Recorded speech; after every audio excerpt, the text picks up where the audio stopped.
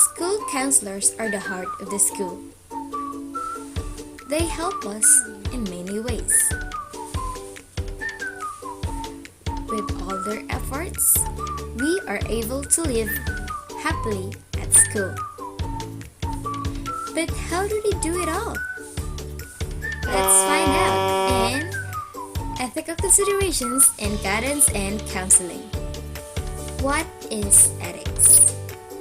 Basically, ethics is knowing what is right and what is wrong.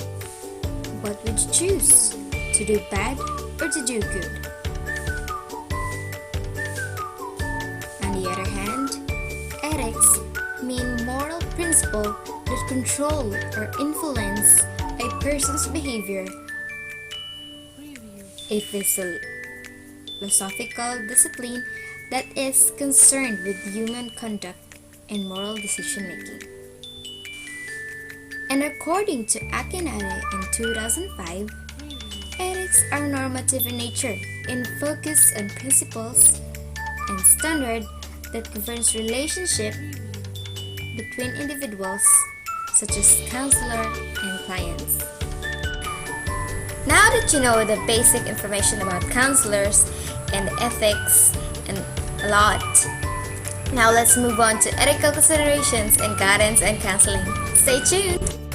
Counselors are committed to increasing scientific and professional knowledge of behavior and people's understanding of themselves and others, and to the use of such knowledge to improve the condition of individuals, organizations, and society. Counselors respect and protect the civil and human rights and the central importance of freedom of inquiry and expression in research, teaching, and publication. They strive to help the public in developing informed judgment and choices concerning human behavior.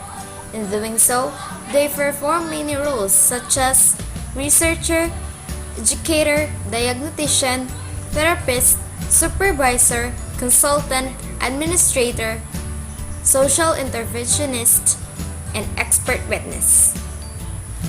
Ethic Code provides a common set of principles and standards upon which counselors build their professional and scientific work. This Ethic Code provides specific and standard to cover most situations encountered by counselors. It has as its goals the welfare and protection of the individuals in groups with whom the counselors work and education members, students, and public regarding ethical standards of the discipline. General principles are inspirational in nature. Their intent is to guide and inspire counselors toward very highest ethical ideas of the profession. Beneficence and non-maleficence. You heard it right. Non-maleficence and not maleficent. Counselors strive to benefit those with whom they work and take care to do no harm. That's our rule number 1, do no harm.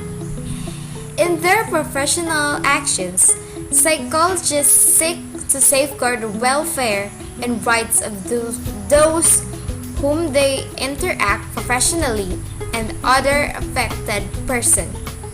When conflicts occur among counselors, obligations, or concerns, they attempt to resolve this conflicts in responsible fashion that avoids or minimizes harm, because counselors' professional judgment and actions may affect the lives of others.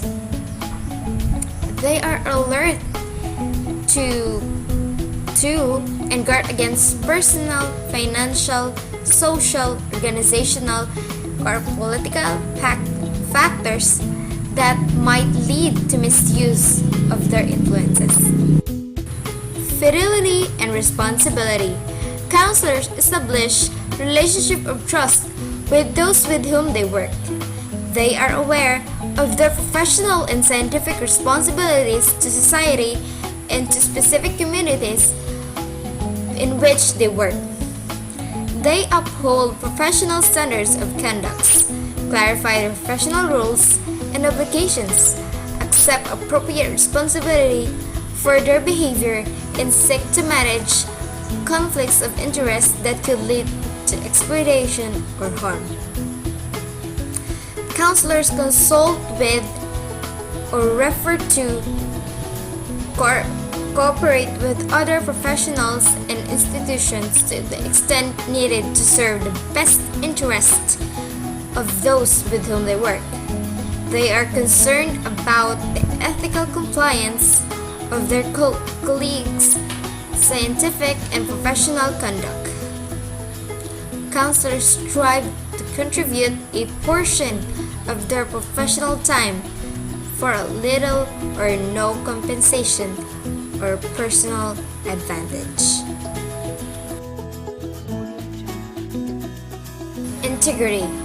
Counselors seek to promote accuracy, honesty, and truthfulness in the science, teaching, and practice of counseling.